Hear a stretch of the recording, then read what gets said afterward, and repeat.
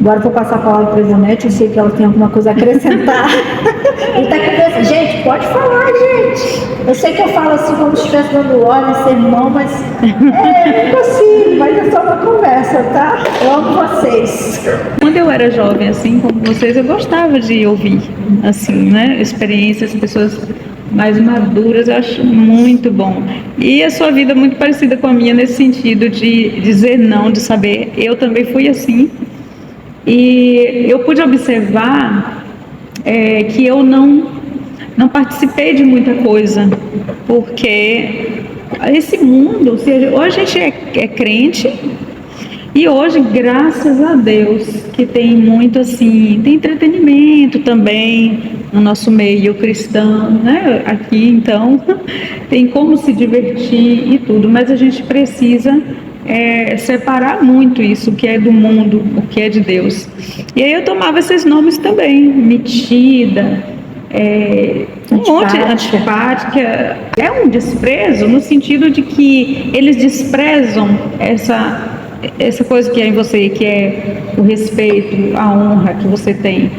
Mas a gente precisa entender que não ficar triste porque se sente rejeitado. Porque a Bíblia diz assim, se vocês sofrem como quem pratica o bem, como quem obedece, fique com isso contente, não é? Infelizmente hoje muitos jovens, para ser aceitos, que não foi bem o nosso caso, né? A gente foi rejeitado, mas a gente aceitou.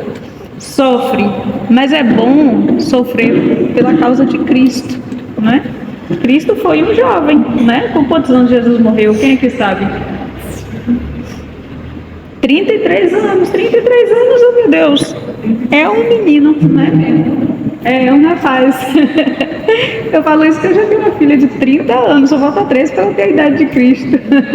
Não é essa, tá? Ele olhou assim, ué. É a caçula. Aí o que acontece, gente? Olha Jesus, ele morreu com 33 anos, antes disso, aos 20 e pouco, ele já estava o quê? Com honra, cheio do Espírito Santo, rejeitado também, né? E hoje nós queremos ser imitadores de Cristo, né? Para ser imitador de Cristo, a Bíblia diz, vocês sabem que vocês sofrerão perseguições, né? E hoje eu sei que é muito difícil na escola, principalmente porque houve um tempo, eu falo na minha época, que a gente tinha assim, hoje ainda tem, mas está um pouquinho mais difícil, eu sei disso. Os jovens se alegravam em ser crentes e ser diferente dentro de uma sala de aula, era uma honra. Hoje, infelizmente, o que está acontecendo é que os mundanos estão mais influenciando os crentes, e os crentes estão, por isso que é importante a gente ter raízes aqui na palavra, porque você pode ser facilmente influenciado. O meu menino sofreu muito na escola, porque ele levava a Bíblia, ele orava, às vezes ele até ajoelhava criança para orar, ele era bem espiritual assim, e ele sofria muito bullying com isso, sofreu muito na escola. Mas o jovem que está arraigado na palavra de Deus, ele vai entender que todos os jovens de Deus na Bíblia, José, Davi, Jesus, Samuel, tantos outros, eles sofreram por amor àquilo que eles creem, né, que é a palavra de Deus. E foram eles que mudaram o mundo daquela época.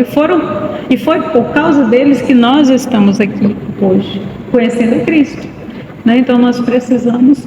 Eu até na hora que ele estava falando, é que essa versão é diferente, eu vou tentar lembrar outra versão para ler. É assim: bem-aventurado o homem, e o homem a gente sabe que é todo mundo, né? Bem-aventurado o homem jovem que não anda segundo o conselho do ímpio, não se detém, vou falar de qual porque essa versão é muito diferente. Não anda segundo o conselho do ímpio, não se detém no caminho dos pecadores e nem se assenta à roda dos escarnecedores. Quando eu leio esse versículo, eu acho tão interessante. Uma vez eu preguei sobre isso, porque começa dizendo que bem-aventurado, feliz é o jovem, eu vou botar assim o jovem, tá bom? Que não anda segundo o conselho dos ímpios. E você vê uma progressão negativa desse caminhar, porque aqui está falando que não anda segundo o conselho dos ímpios. Isso nos faz entender que há muitos jovens, como vocês, que ainda vão permanecer, mas entenda a mensagem, estão andando no caminho de Cristo, mas está ouvindo o conselho. Esse é o primeiro passo para um fracasso espiritual, né? Ele anda conforme anda em Cristo, no caminho que é Cristo, anda, mas está ouvindo os conselhos dos ímpios, né? Isso acontece muito no trabalho, nas escolas, gente piadinha, conversas imorais mesmo, tem o celular, tem tanta coisa que te mostram, né? E a Bíblia fala pra gente cuidar do templo do Espírito Santo, que é o nosso corpo. E quais são as entradas para esse templo, né? Os nossos olhos, os nossos ouvidos. E aí a Bíblia fala que a boca fala do que o coração está cheio. Então o que entra aqui, a gente enche aqui. E aí o que enche aqui a gente fala. E aquilo que a gente fala mostra o que a gente está enchendo a nossa vida. Aí fala, bem-aventurado que não anda segundo o conselho dos ímpios, nem se detém no caminho dos pecadores. Imagina uma pessoa andando, ainda está bem, que ele está andando, está ouvindo, mas ainda está andando. Aí fala, não se detém no caminho dos pecadores. E aí a gente vê esse jovem parando, que se deter fala de parar, né? Então já é um passo pior, se detém no caminho dos pecadores. Por quê? No primeiro, não devemos nem chegar no primeiro passo de ficar ouvindo o conselho dos ímpios, né? Mas quem está andando ainda está pendengando, mas está andando. Aí diz que não se detém, ou seja, não para no caminho dos pecadores. É quando alguém te mostra algo aqui imoral no celular, por exemplo, né? É um exemplo que eu tenho aqui agora na mente. E aí você nem olha.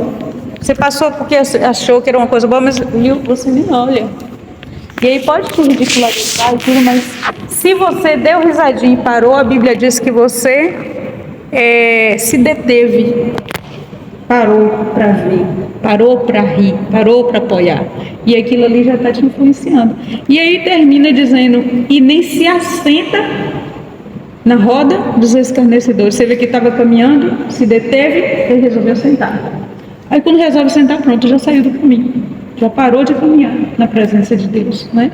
E a gente adverte assim, porque a gente não quer que vocês nem andem ouvindo os conselhos dos ímpios, nem pare para dar atenção aos pecadores, e nem nunca se assente à roda dos escarnecedores, né? E aí a Bíblia continua dizendo que antes ele tem prazer na lei do Senhor, e nela medita de dia e de noite. E aí tem as promessas depois, que eu não vou ler agora, vocês podem ler depois só um. Então, ele falou sobre a música. Me lembrei de um vídeo que eu vi hoje. Muitos crentes até acham assim, isso aí é demais, mas a gente está no tempo do fim. Igual a pessoa falou, nós somos a geração do arrebatamento. Eu creio no arrebatamento da igreja. Então, está cada vez pior. E os crentes, antigamente tinha um povo crente que era muito radical, não é assim, não podia nem um homem usar uma blusa estampada. Tudo bem, tá, é legalismo. Mas vou te falar, hoje tá pra gente ser um pouquinho mais radical. Porque o negócio foi se diluindo tanto. Foi se diluindo, e hoje ninguém mais prega sobre pecado, ninguém fala de arrependimento. E tá aquela coisa que facilmente as pessoas podem ser influenciadas pelo mundo. Então, às vezes, um pouquinho mais duro é bom, porque as pessoas se despertam mais, né, para a palavra de Deus. Aí hoje eu vi um vídeo de um rapaz, jovenzinho, eu fiquei de cara, parecendo a minha avó, que ela via TV, né? Ela ficava assistindo a TV de R.R. Soares, por exemplo. Aí tocava as músicas lá, aí ela ficava batendo palma de cara. Aí se alguém falasse lá boa noite, ela, boa noite. Achando que o povo estava vendo ela, não sei lá o que é que ela pensava. Aí eu fiquei igual ela hoje, vendo esse vídeo desse menino. Oh, meu filho, Jesus te abençoe. Mas eu estava abençoando ele, que ele vive um vídeo atual, e ele falou que entrou na academia, né? Geralmente a academia dizem que paga uma quantidade e você fica indo. Ele entrou, um jovem cristão, sério, entrou na academia, mas quando ele chegou lá, ele se escandalizou com o que ele viu. Ele viu coisas assim, talvez que eu não precise citar, mas eu acho que todo mundo já imagina. E também as músicas sujas, sabe? Então, ele falou das músicas aqui, não somente a letra, mas as batidas. A gente sabe hoje que tem muitas músicas que originalmente é lá de coisas ruins mesmo, a influência do mal, essas coisas ruins, malignas. E as letras, por mais que você diz, eu não curto não, mas se você vai ler exposto, tem coisa que não dá, como na minha rua mesmo, que é terrível, as músicas, a gente não pode ir lá desligar. Mas se você puder sair, como ele falou, ó, saia desse lugar, saia dessa roda. Se você puder sair, é bom para você. Porque por mais que você ache que está firme, que você crê, que você vem para a igreja e tudo, você vai ouvindo, vai vendo, vai assim, qualquer um de nós cai no laço do passarinheiro. Né? E aí, como é que você irmão está falando isso? Você sabe o salmo que fala, né? Do laço do passarinheiro. O laço do passarinheiro é assim. Eu vou pegar ali. O que é o laço do passarinheiro? Eu já morei na roça até os 4 anos e a gente fazia um negócio chamado arapuca. Alguém conhece o que é arapuca? Conhece? É tipo não conhece não? Conhece? É uma armadilhazinha que coloca lá. Bonitinha, mas eu já fiz uma arapuca. E aí coloca bonitinha comidinha lá. Mas ratoeira todo mundo sabe, é a mesma coisa. Coloca comidinha lá, é isso que o diabo faz, sabe? Atrações desse mundo. Né? Para os jovens ir lá e pegou aquele negocinho que é bom para carne, que é para satisfação, mas aí você, ó, foi capturado. Então, o bom é que a gente... E aí esse jovem que eu não terminei, ele se escandalizou e ele não se sentia bem. Eu vou dizer que todo mundo tem o Espírito Santo. E um sinal é quando... Nem sempre você vai ouvir Deus falar, claramente. Nem sempre você vai ter de cor aqui uma mensagem para você dizer. Mas o Espírito que está em você, a Bíblia fala que ele testifica. É testemunho. Você entra num ambiente ou você está conversando com alguém ou qualquer coisa e você não se sente muito legal, não se sente muito bem, e aí você ora na sua mente mesmo, se não puder falar, perguntando a Deus se é mesmo aquilo, se aquela situação agrada a Ele ou não, e aí você sente um incômodo para você sair daquele lugar, né? Então é isso, gente. A palavra é essa, a minha parte, né?